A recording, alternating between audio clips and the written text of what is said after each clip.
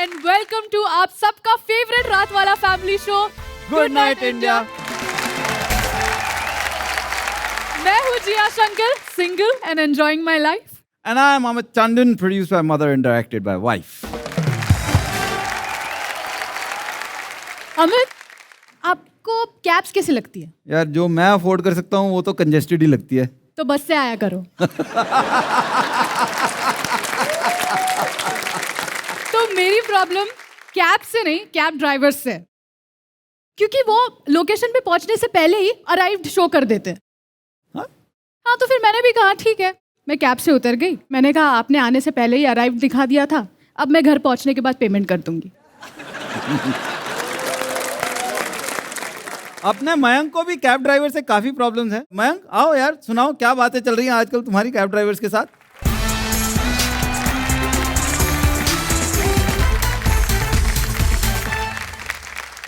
करते हो तुम लोग ट्रैवल कैब से करते हो? हाँ ठीक है. एक बंदे बोला हाँ. हल्के में मत ले हमें. मैं वैसे कहीं बात नहीं करता, लेकिन पूरी दुनिया में सिर्फ एक जगह है, सामने वाला बंदा मेरे से बात ना करे तो मुझे घबराहट होने लगती है, मैं डिप्रेशन में चले जाता हूँ, और वो है कैब्स. मैं परेशान हो जाता हूँ. लिखा तो है कि राकेश बहुत टॉकेटिव है, क्यों नहीं बात कर रहा है राकेश मेरे से? यार क्या कमी है मेरे में? और मुझे आज तक कभी कैब में ड्राइवर मिला ही नहीं है. हमेशा ओनर होता है वो. सर मैं इस कैब का ओनर हूँ, मेरे 2 ड्राइवर्स थे सर, आज वो अवेलेबल नहीं है. मेरा अपना फैक्ट्रीज का बिजनेस है सर. मैंने पीएचडी की हुई है सर माइक्रोबायोलॉजी में. My hobbies are listening to music, reading books. हल्के में मत लेना मुझे सर. मेरे से कहता है हैरी मेट सेजल देखी आपने? मैंने कहा हाँ. कह रहा मैं हिंदी मूवीज नहीं देखता. और देखना हमेशा ना कोई महापुरुष हो, कोई महान आदमी होगा. अगर आप इससे पूछोगे आप इससे पहले क्या करते थे, वो पक्का है तो नासा में साइंटिस्ट होगा, या यूएस में इन्वेस्टमेंट बैंक हो, या फिर कुछ और बड़ा ही. आई एम डैम श्योर किसी दिन मुझे जकरबर्ग मिलने वाला है. तो सर पहले तो मैं सोशल मीडिया का बिजनेस था मेरा, अब मैं रोज जा रहा हूँ मेहरौली से गुड़गांव. तुम हो सब सोशल मीडिया पे हो, इंटरनेट पे हो, है ना? और मैंने देखा कि ऐसा ना थोड़ा ध्यान रखना पड़ता है सोशल मीडिया पे. आप क्या डाल रहे हो? अगर एक वर्ड भी इधर से उधर हो गया ना, आपकी जिंदगी बदल सकती है. मेरे एक दोस्त की शादी हुई, उसने हनीमून की फोटोज अपलोड करी और टाइटल लिख दिया my first honeymoon trip after marriage. फिर जो जूते पड़े थे ना उसको, उसका अकाउंट डीएक्टिवेट हो चुका है अब. एफबी पे ना 2 प्रेशर है. एक तो खुश होने का कि आप बहुत खुश हो, गोवा जा रहे हो, एंजॉय कर रहे हो लाइफ, है ना, ऐसा हवा में उछलते हुए फोटो खिंचा रहे हो. और दूसरा प्रेशर है एक अच्छा इंसान होने का, कि आपको एनवायरनमेंट की फिक्र है, क्लाइमेट की फिक्र है ना. अच्छे बनो. जैसे कोई डिलीवरी बॉय खाना देने आए तो उसको थैंक यू बोलो, उससे पानी पूछो, ऐसा हो सके तो गले लगा दो, किस भी करी दो, है ना. बहुत अच्छे होने का प्रेशर है यार. अभी ना मैं दिल्ली में रहता हूँ और मैं सोचता हूँ कि मेरे आसपास तो ऐसे लोग नहीं है भाई. मेरे आसपास जो है वो तो एम्बुलेंस को हॉर्न दे रहे हैं. सही बता रहा हूँ, कल मैंने एक बंदे को देखा, स्कूटी में जा रहा था, उसके पीछे गली के कुत्ते पड़ गए और वो आगे जाके रुक गया, उसने स्कूटी रोक ली और उतर गया. अब वो कुत्तों को चैलेंज कर रहा है, क्या अब आओ ना, अब आओ ना, डर गए क्या माँ का दूध पे, अब आओ ना. सारे कुत्ते शांत हो गए. उन्होंने सोचा ही नहीं था ऐसा हो सकता है. वो कह रहे यार ये तो आउट ऑफ सिलेबस है. चलो guys, thank you for listening. My name is Mayank.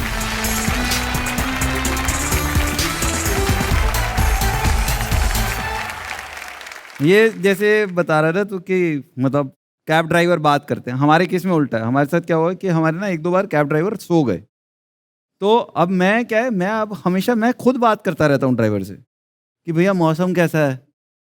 वो भी कह रहा है कि इतना पर्सनल क्यों हो रहा है तू. बंदे को तो सो ना जाए. और मेरी वाइफ का अलग हुआ, जब से 1-2 बार हुआ है कि ड्राइवर सो गया तो ना वो उसकी आंखों में देखती रहती है. अब वो रियर व्यू मिरर से वो देख रही है, अब वो बार बार कैब ड्राइवर भी देख रहा है कि वो मेरी आंखों में देख रही. एक बार तो उसने ड्राइवर ने बोल दिया मैडम मैं शादीशुदा हूँ.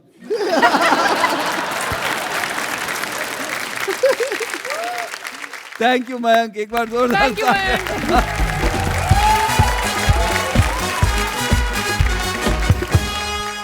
अमित, आपको पानी पूरी पसंद है?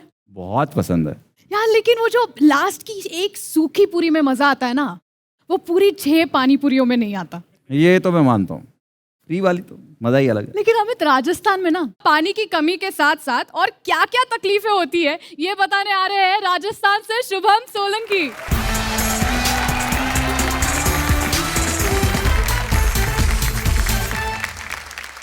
My name is Shubham Solanki और मैं राजस्थान से हूँ। और आपने कभी ये नहीं सुना कि राजस्थान से कभी बहुत अच्छा कोई क्रिकेटर आया, कोई फुटबॉलर आया, कोई स्पोर्ट्समैन आया? हाँ, नहीं सुना? मैं बता रहा हूँ आगे। मतलब दिक्कत ये नहीं कि हमारे पास इंफ्रास्ट्रक्चर्स नहीं है, फैसिलिटीज़ नहीं है, स्टेडियम्स नहीं है। प्रॉब्लम इसकी हमारे पास पानी नहीं है। हाँ, लाइक बस हम बचपन में क्रिकेट खेलते थे तो टॉयलेट करके स्टंप गाड़ना पड़ता था।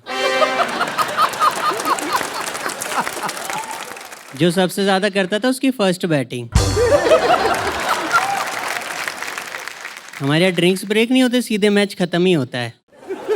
बहुत दिक्कत है यार पानी की कमी की वजह से। मेरे चाचा का लीवर ख़राब हो गया नीट पी के।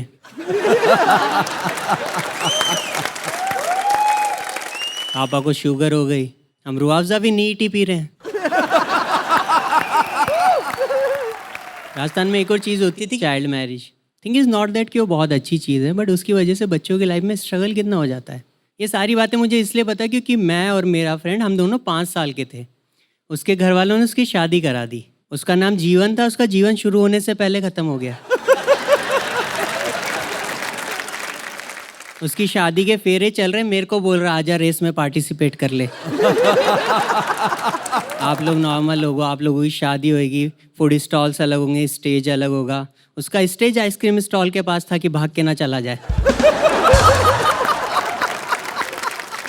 बट उसकी वजह से उसको बेनिफिट भी बहुत हुआ। मेरे घर आता था, मेरे पापा उसको इज्जत देने लग गए कि जाओ बेटा, जीवन जी आए हैं, इनके लिए पानी लेकर आओ। या जैसे कॉमेडी शोज़ होते हैं ना, ऐसे पोइट्री के भी शोज़ होते हैं। तो रिसेंटली मैं एक पोइट्री शो में गया और वहाँ पर स्टेज पे आके एक प्रॉपर्टी डीलर पोइट्री करने लग गया। पहली बात तो ये लोग पोइट्री कर क्यों रहे हैं? इनकी ज़िंदगी में क्या दर्द है जो इनको बांटना है? तो पोइट्री भी ऐसे ही कर रहा है कि चला था मैं सपनों का महल बनाने, चला था मैं सपनों का महल बनाने, ज़मीनें दिखती गई कब्जे करता गया। और मैंने देखा है कि जब भी किसी का ब्रेकअप होता है या बंदा ऐसी सैडली सिचुएशन में जाता है तो पोइटिक बातें करने लग जाता है, वैसा हो जाता है। तो रिसेंटली मेरे किसी फ्रेंड का ब्रेकअप हुआ, तो मैंने बोला आजा रूम पर, आजा मेरे साथ बात करते हैं, सॉर्ट करते हैं, क्या हो गया। आता है और ज़ोर से दरवाज़ा बंद करता है। मैंने पूछा क्या हो गया? कहता लगता खुदा भी मुझसे खफा है। मैंने ऐसा क्या हो गया? कहता आज उसकी बारिश का नूर मुझे छोड़कर पूरे जहां पर बरस रहा था। मैं मंदबुद्धि तू छाते में था। घर पे गया, घर पे इसके पापा इससे पूछ रहे और बेटा क्या चल रहा है? कहता जिंदगी। मैं तो वहीं ठहरा हुआ हूँ। इसके पापा मेरे को फ़ोन करके पूछ रहे बेटा कहाँ के नशे कर रहे हो? थोड़ा भिजवाना, आंटी को भी पोइट्री बहुत पसंद है। चलो guys, thank you, that's been my time.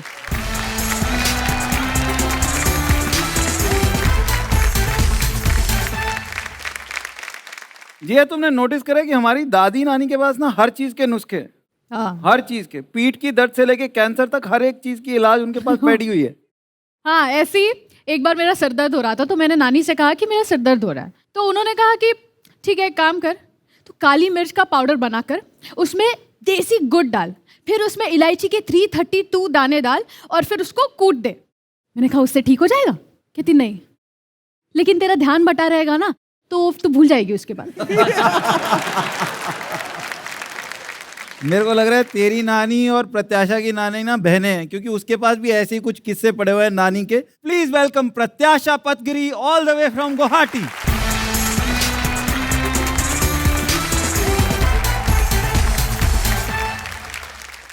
Hi hi hi, मज़ा आ रहा है सबको? हाँ, अगर आप ना भी बोलते ना तो मुझे हाई सुनाई देता। क्योंकि वैसे मैं इंडियन मर्दों के जैसे हूँ, कोई मना करे तो भी हाई सुनाई देता है। लॉकडाउन ज़्यादातर लोगों के लिए बहुत डिफ़िकल्ट था, है ना? लाइक मेरी फैमिली के लिए तो स्पेशली डिफ़िकल्ट था क्योंकि उन्हें लॉकडाउन मेरे साथ स्पेंड करना पड़ा। बट द थिंग इज़ कि मैं घर पहुंची और घर में काम डिवाइड होने लग गया. जब घर में दोष डिवाइड होता है तो 100% दोष मेरे सर पे आता है. मगर जब जिम्मेदारी डिवाइड हो रही थी, देवर लाइक ये लड़की तो किसी काम की नहीं है, तो इसको बर्तन धोने का काम दे दो.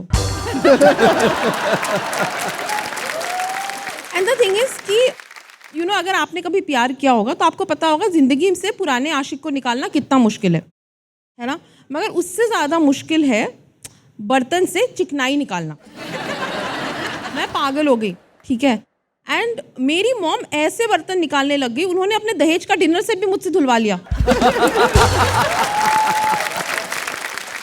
यार मुझे लगने लग गया मेरी माँ ही मेरी सास है. मैं बहुत परेशान चल रही थी, ठीक है. Then I did what any corporate slave does when problem strike at work, ठीक है. जब बॉस से ना बने तो सुपर बॉस के पास जाओ, ठीक है.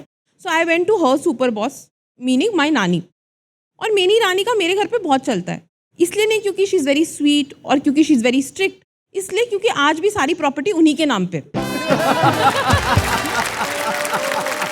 मैंने मेरी नानी को बोला, देखो आपके राज में कैसी नाइंसाफ़ी चल रही है मेरे साथ. तो मेरी नानी ने मेरी मॉम को बोला लक्ष्मी काम करेगी. मेरी मम्मी मेरी तरफ देख के बोलती है, लक्ष्मी ये तो भानुमति भी नहीं है.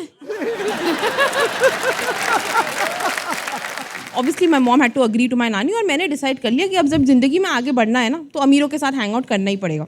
So I started hanging out with my nani, okay. और मैंने देखा कि मेरी नानी का ना हर चीज़ के लिए बहुत यूनिक सोल्यूशन होता है, ठीक है. जैसे उनको डॉक्टर ने बोला है कि उनको डिमेंशिया है. डिमेंशिया में क्या होता है कि आप धीरे धीरे चीज़ें भूलने लग जाते हो. और मैं सोचने लग गई कि ये ज़िंदगी में याद रखने जैसा है भी क्या.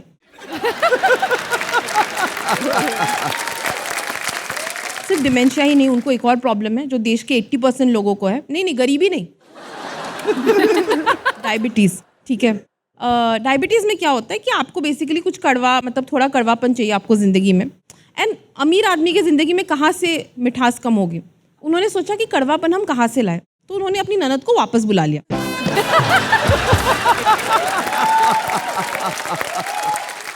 That's been my time. Thank you so much.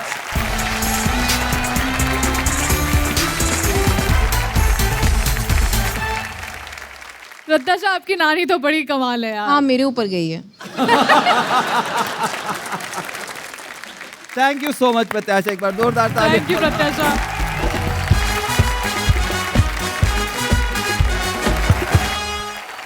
Amit, आप एग्जाम वाले रिजल्ट के दिन क्या करते थे? याद मत करा जिया, मैं बहुत बिजी रहता था. बिजी रहता था? नहीं, रिजल्ट सुबह ही मिल जाता था, बाकी सारा दिन घर वालों से छुपने के चक्कर में बिजी रहता था. मैं पकड़े गए तो मार पड़ेगी. खैर तूने याद करा दिया, बहुत लंबी कहानी है, तुम बैठो और मैं सुनाता हूँ.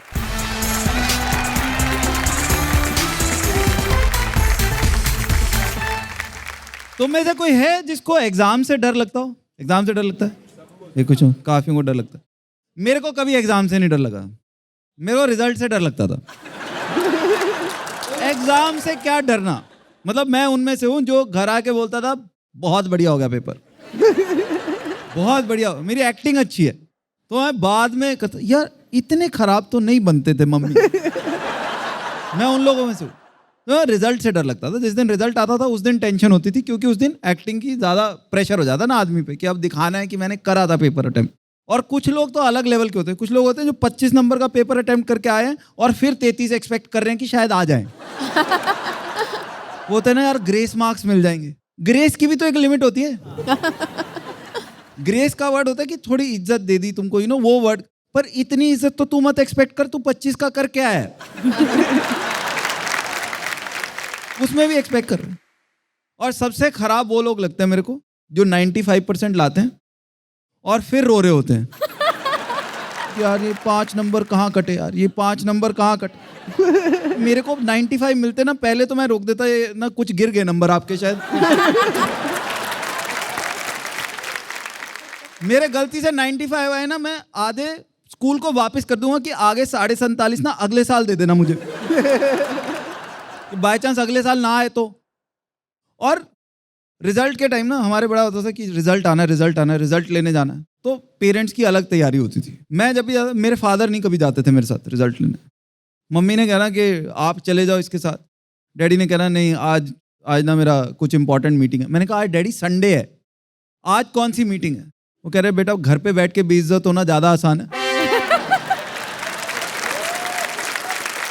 मम्मी की अलग प्रिपरेशन। मम्मी क्या, मम्मी ना पूजा कर रही है कि हे भगवान इसके नंबर अच्छे आ जाएं तो मैं 101 रुपए का प्रसाद चढ़ाऊंगी। एक तो भगवान भी सोचे कि तू ज्यादा सस्ता नहीं चढ़ा रही वैसे। जो तेरे बेटे का हाल है 1.25 लाख रुपए का प्रसाद चढ़ाना बनता है। और अलग लेवल का ऑप्टिमिज्म है मम्मी का। मम्मी मैं रिजल्ट लेने जा रहा हूँ, वो दही खिला रही है मेरे को।